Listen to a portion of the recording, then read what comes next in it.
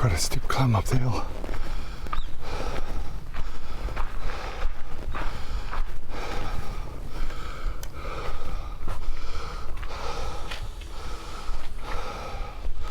Hello, Yuna Sunim.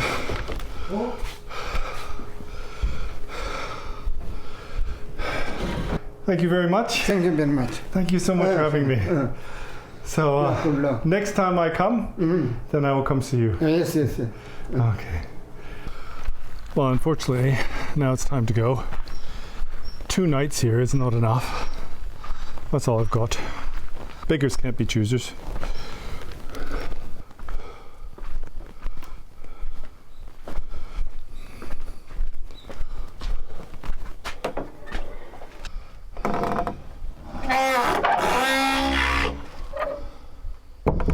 It's funny, they say if you hold the door handle of the monastery door, then your family for 9 generations will be liberated in heaven. If it only was that easy. Well, I have to say, I'm sad to leave. There's something that you discover when you stay in a place of practice. And that is how difficult it is to return to the mundane world. I mean, it's not like just because we're in a monastery and we achieve liberation or Buddhahood. But the places are set up for practice. You've got all the time in the world to meditate. Everything is provided for in terms of your worldly needs. And also, you have a space to practice. And really, this is what's missing in the West. This is not something we have. There are a few communities. There certainly are Christian monastic communities. For example, the monks of the Carmelite order.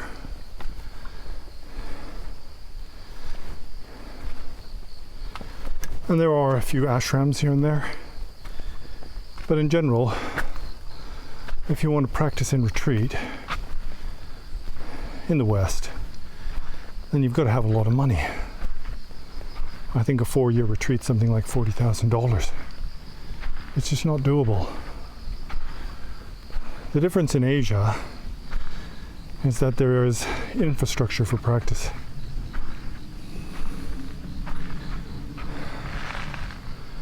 And that infrastructure has been established over hundreds or thousands of years. Also, they have the mindset. For example, the locals have faith in Buddhism. Whether or not they're good or bad, monks and nuns, then the locals have faith in monasticism, in the robes, because they have faith in the teachings of the Buddha.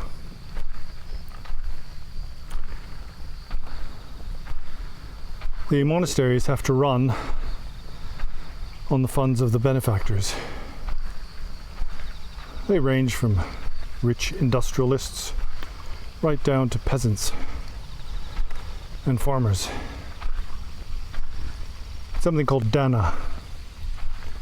It's not really a tradition we have in the West. We're not keen on giving away our money. But without this generosity, then there wouldn't be these sort of places, these places of practice. But the locals don't see it as a hardship.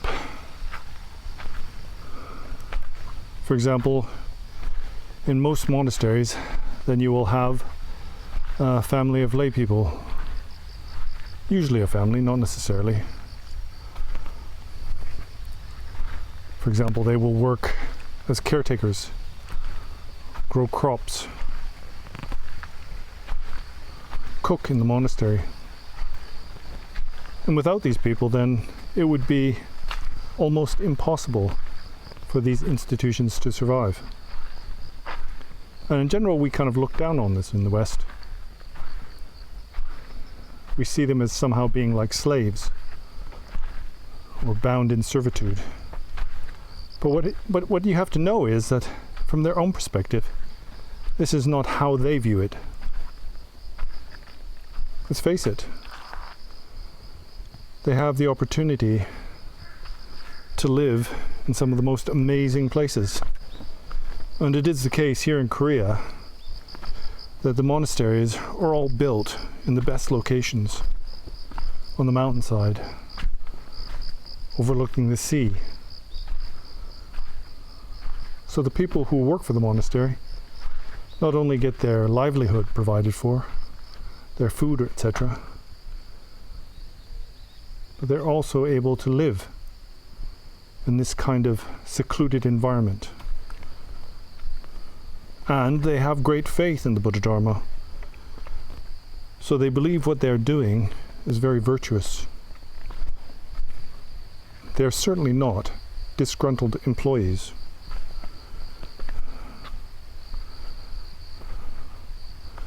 They feel fortunate.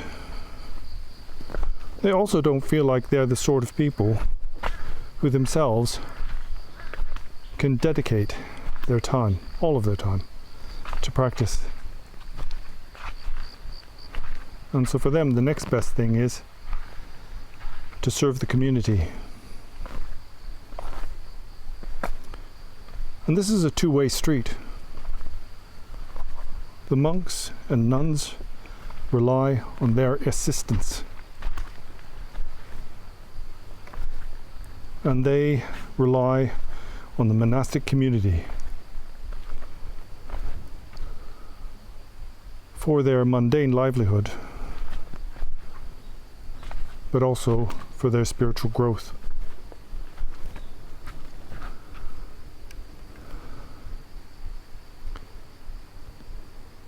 But the importance of these places cannot be understated. That's because it is so difficult to dedicate oneself to practice when living the busy city life with responsibilities at work and at home. So when you get this kind of opportunity, even if it's only for a couple of days, then you really learn to appreciate that. And so in the hope that some of you may have the opportunity to experience what it's like to practice with some intensity and without distraction, then I intend to run a few retreats every year, 1-week retreats, conducted in silence, in quiet and peaceful locations. And it's my hope that once you get a taste of dedicated practice, then that will inspire you to apply yourself on the spiritual path. And by this, make some progress on your own journey.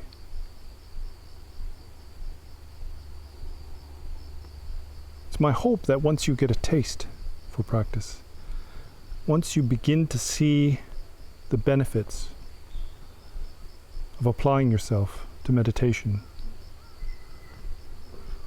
that then you won't want to go back to living a purely ordinary life,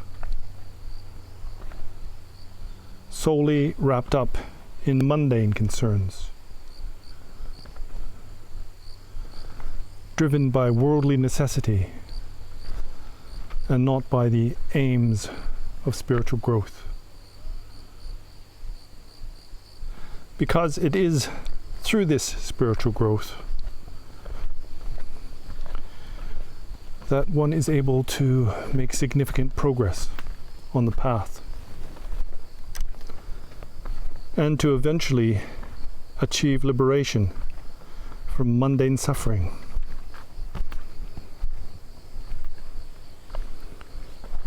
And at the end of that journey,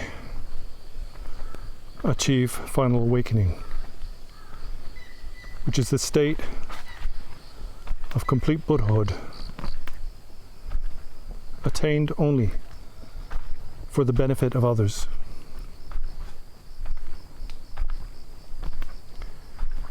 So I've got to return to Seoul now. Should be interesting. Like I said, I'd rather stay here, but it's not possible at the moment. My responsibility now is to look after my parents.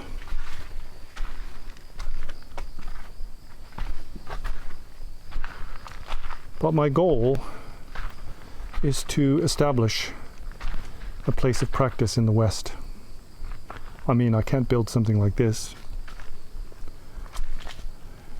1,000 years ago, they had the patronage of kings and the most wealthy merchants in the country. But I think in some small way, we can establish a tradition for practice in seclusion in the West. It was the same in Tibet. It didn't happen overnight. They had to test the ground.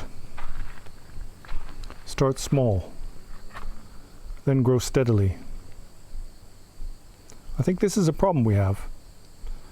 Because in the West, what we do is we find some Tibetan monk and then we want to give him $1 million. And think by doing this that suddenly we can establish Tibetan Buddhism in our own lands. But it's not like that. What we need is people with experience in their own practice. And eventually, those with realization. And in order to do that, then one needs to practice. And authentic practice is based on prior knowledge that comes through studying the teachings of the Lord Buddha. Anyway, I better get going. I've got a train to catch. So until next time, then see you later.